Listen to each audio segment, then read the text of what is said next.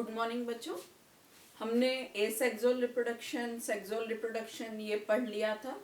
ठीक है, आज कुछ इम्पॉर्टेंट टर्म्स हैं जो आगे जाके इसमें हम जो डेवलप पेपर यूनिट्स पढ़ेंगे उसमें काम आएंगे।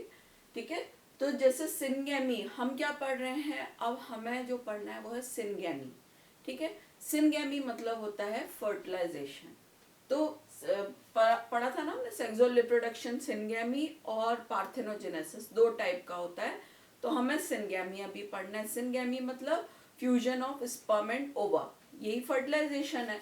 तो ये जो है दो हैप्लॉइड गैमीट्स इसमें फ्यूज होके, हैप्लॉइड मतलब एन और एन, स्पर्म हैप्लॉइड हो गया, N number of chromosome half, हमारे ईच सेल में नंबर ऑफ क्रोमोसोम कितने होते हैं 46, तो हाफ कितने हो गए 23।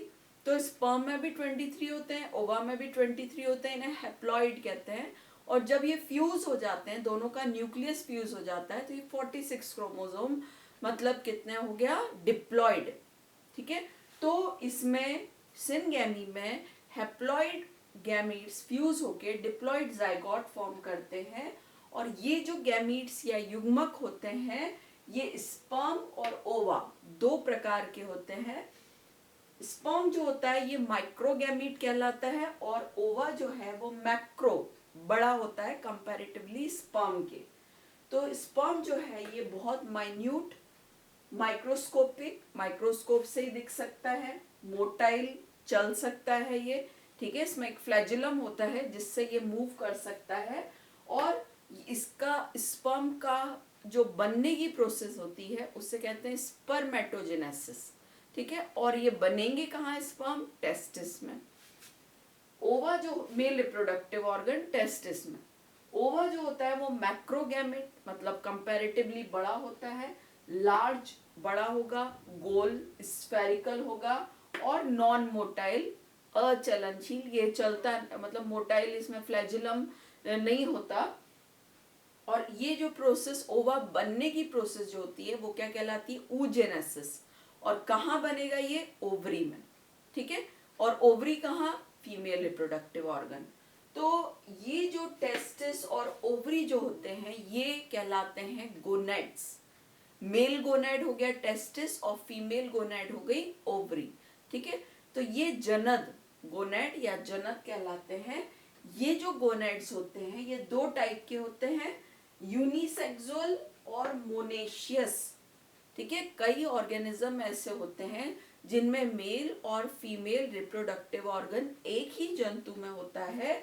इसमें दोनों टाइप के जो गैमीट्स होते हैं, जो यूनिसेक्सुअल, यूनिसेक्सुअल मतलब एक ही सेक्स वाले, एक ही लिंग वाले जंतु, तो ये, या इनको हम डायोशियस भी कह सकते हैं।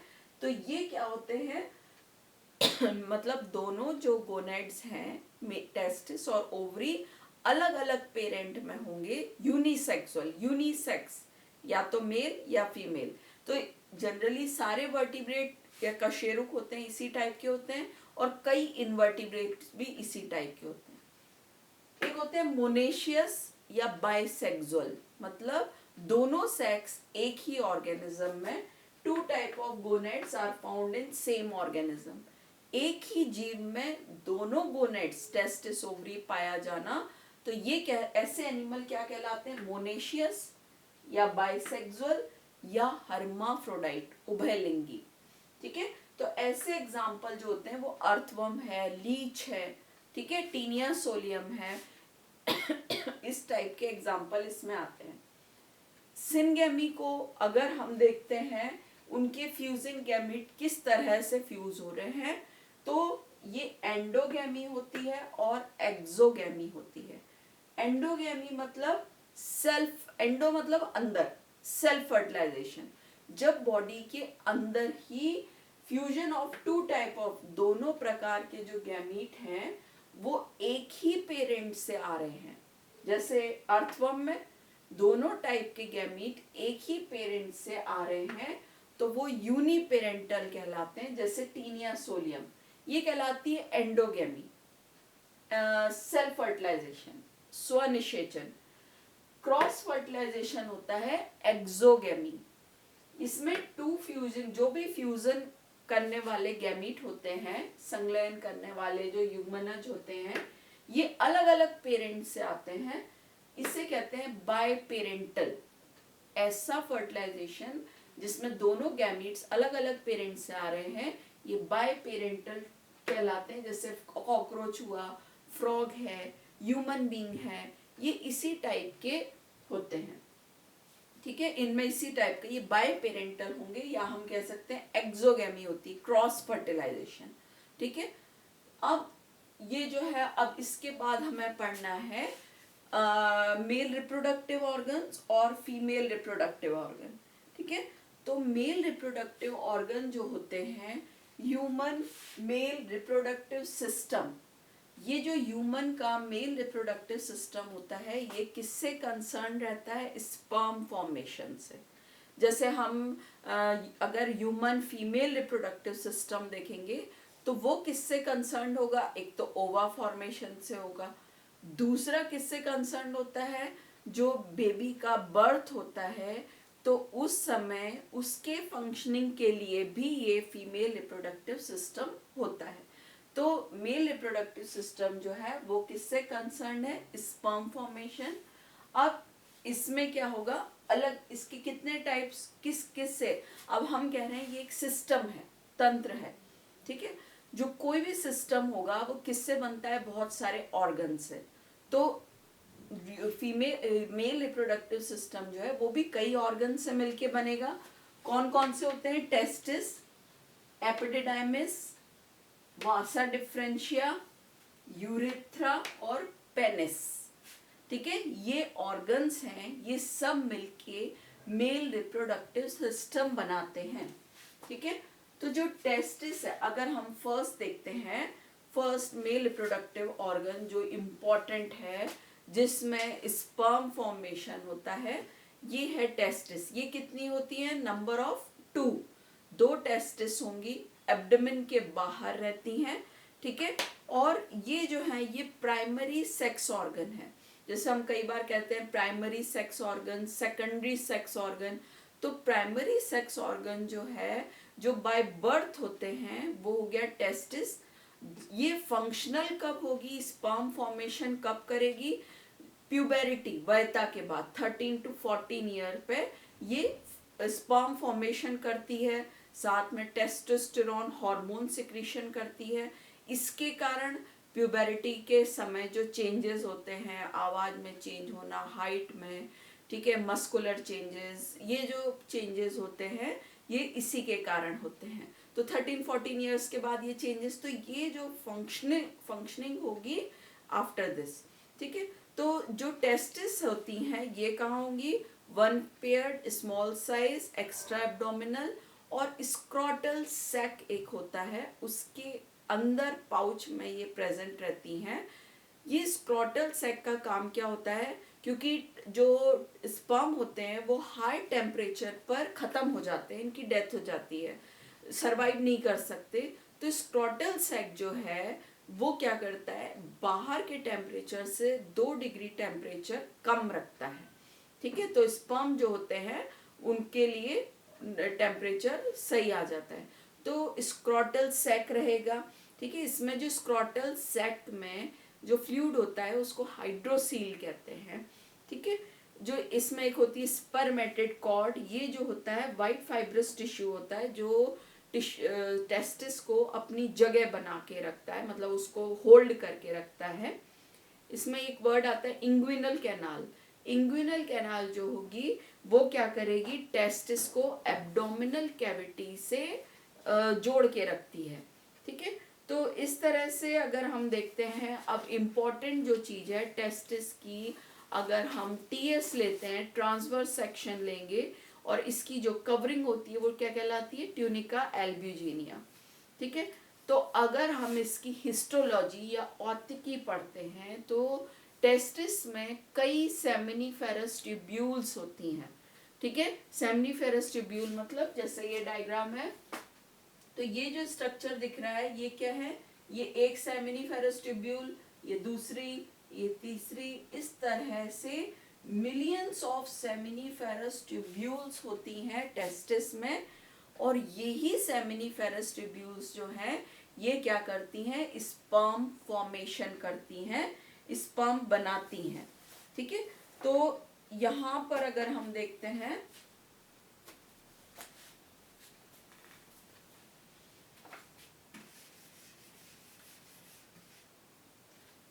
ये जो सेमिनिफेरस ट्यूब्यूल है इनकी अंदर की लाइनिंग किससे होती है, चाहे टेस्टिस हो या ओवरी हो, दोनों की अंदर की लाइनिंग में जर्मिनल एपिथेलियम होती है, उन्हीं से जर्म सेल बनते हैं, चाहे टेस्टिस हो या ओवरी, दोनों के अंदर की लाइन जर्मिनल एपिथेलियम होती है।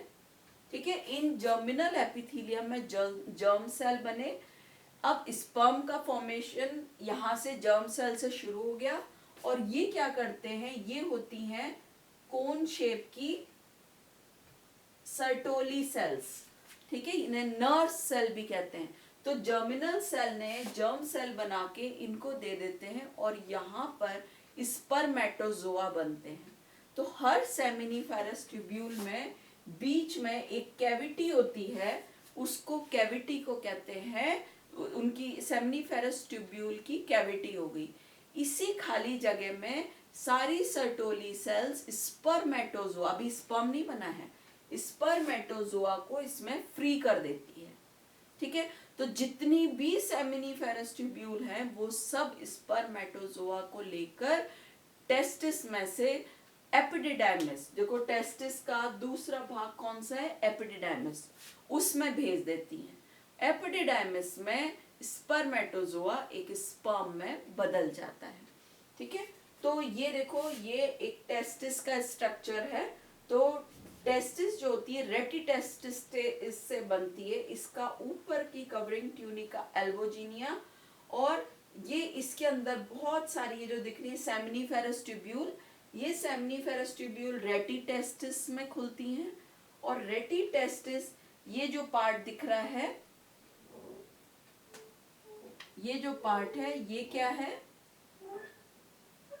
एपिडिडाइमिस। ये लगभग एपिडिडाइमिस 6 मीटर लंबी कॉइल्डेड ट्यूब होती है, और इसी रेटी टेस्टिस से जिससे एपिडिडाइमिस जिसमें स्पर्म भेजते हैं। ठीक है, स्पर्म क्या होंगे, यहाँ से सेमिनिफेरस ट्यूब्यूल से एपिडिडाइमिस में आएंगे। तो ये जो जगह होती है वो कहलाती है वासा इफ्रेंशिया। वासा इफ्रेंशिया के थ्रू टेस्टिस से एपिडिडाइमिस में स्पर्म आते हैं, और ये एपिडिडाइमिस के हेड पोर्शन में। तो टेस्टिस का जो पार्ट है ये, अब इसमें इंपॉर्टेंट चीज एक और है कि ये तो हमने क्या बताया, सेमिनिफेरस ट्यूब्यूल के अंदर जर्मिनल एपिथेलियम हो गई, सर्टोली सेल हो गई, इन्हें नर्स सेल भी कहते हैं क्योंकि ये नरिशमेंट करते हैं, पोषण करते हैं स्पर्म का जो डेवलप हो रहा है, और स्पर्म बीच की जो कैविटी है उसमें लिबरेट हो जाते हैं। ये जो सेमिनिफेरस ट्यूब्यूल हैं, एक ये सेमिनिफेरस ट्यूब्यूल है, ठीक है, एक ये सेमिनिफेरस ट्यूब्यूल है, एक ये है, इनके बीच बीच में ये जो स्ट्रक्चर दिख रहे हैं सेमिनिफेरस ट्यूब्यूल्स के बीच बीच में लीडिंग सेल्स होती हैं, या इन्हें इंटरस्टिशियल कोशिकाएं कहते हैं। इंटरस्टिशियल सेल्स या लीडिंग सेल्स ये क्या करती हैं, टेस्टोस्टेरोन हार्मोन सिक्रीट करती हैं। तो एक तरीके से टेस्टिस का काम क्या हो गया, स्पर्म फॉर्मेशन, और टेस्टोस्टेरोन जो मेल हार्मोन है उसका सिक्रीशन तो कौन करेगा, इंटरस्टिशियल सेल या लीडिंग सेल्स जो सेमिनिफेरस ट्यूब्यूल के बीच बीच में है। ठीक है, तो ये इंटरस्टिशियल सेल इसकी ये होती हैं, और ये ही क्या करेंगी, हार्मोन्स का सिक्रीशन करती हैं। तो एक तरीके से जो टेस्टिस है वो स्पर्मेटोजेनेसिस का काम कर रही है, और दूसरा काम क्या हो गया, टेस्टोस्टेरोन हार्मोन का सिक्रीशन। दूसरा जो पार्ट है वो ये है एपिडिडाइमिस। एपिडिडाइमिस में 3 पार्ट हो गए, हेड, बॉडी और टेल। हेड ऊपर का पोर्शन, बॉडी बीच की, और टेल नीचे का पोर्शन। तो हेड पोर्शन को कहते हैं कॉप्यूट एपिडिडाइमिस, या ग्लोबस मेजर। दूसरा होता है बॉडी कॉर्पस एपिडिडाइमिस, या हम कहते हैं ग्लोबस नॉर्मल। तीसरी होती है tail cauda epididymis, caput epididymis, corpus epididymis और कॉडा एपिडिडाइमिस या ग्लोबस माइनर। ये जो होते हैं ये ऊपर हेड, बॉडी और टेल। तो स्पर्म रेटी टेस्ट ये वासा इफ्रेंशिया से यहाँ आएगा और धीमे धीमे, लगभग हमने क्या कहा 6 मीटर लॉन्ग कॉइडेड ट्यूब होती है, तो जैसे जैसे ये नीचे आएगा स्पर्मेटोजोआ एक स्पर्म में चेंज हो जाता है, ठीक है। और ये एक ट्यूब लाइक स्ट्रक्चर में खुलता है, इसे वासा डिफरेंशिया कहते हैं। ये वासा डिफरेंशिया जो मैच्योर स्पर्म होते हैं उनको कैरी करके ले जाता है और कहाँ ज्वाइन होगी ये, यूरिनरी ब्लैडर से, यूरेथ्रा, ठीक है। तो वासा डिफरेंशिया या हम इसको कहते हैं सेमाइनल डक्ट, वो कैरी करेगी स्पर्म को यूरेथ्रा से। अब ये जो नेक्स्ट है वो यूरेथ्रा। यूरेथ्रा कौन सा पार्ट हो गया, यूरिनरी ब्लैडर जो होता है ये 2 किडनीज हो गई, ठीक है। और किडनी से क्या निकले, ये यूरेटर, यूरेटर निकले और यहां पर क्या हुआ, ये यूरिनरी ब्लैडर और ये होता है यूरेथ्रा। तो यूरिनरी ब्लैडर में यूरिन स्टोर हुई और यूरेथ्रा से क्या होता है, पास होगी। तो यूरेथ्रा में आकर ये वासा डिफरेंशिया जुड़ जाती है, इसीलिए जो इनका ये यूरिनोजेनाइटल सिस्टम बनाते हैं, मतलब यहाँ से यूरिन भी कैरी होगी, यहीं से स्पर्म कैरी होंगे और जो ग्लैंड्स होती हैं उनके डिस्चार्ज भी यहीं से होंगे, ठीक है। तो ये यूरेथ्रा यहाँ तक इसका स्ट्रक्चर। तो लास्ट इसमें, अब इसमें डायग्राम अभी बनाने का नहीं, नेक्स्ट क्लास में हम इसका जो लास्ट पार्ट है पेनिस का स्ट्रक्चर और ग्लैंड्स, ये हम नेक्स्ट क्लास में पढ़ेंगे। Okay, thank you.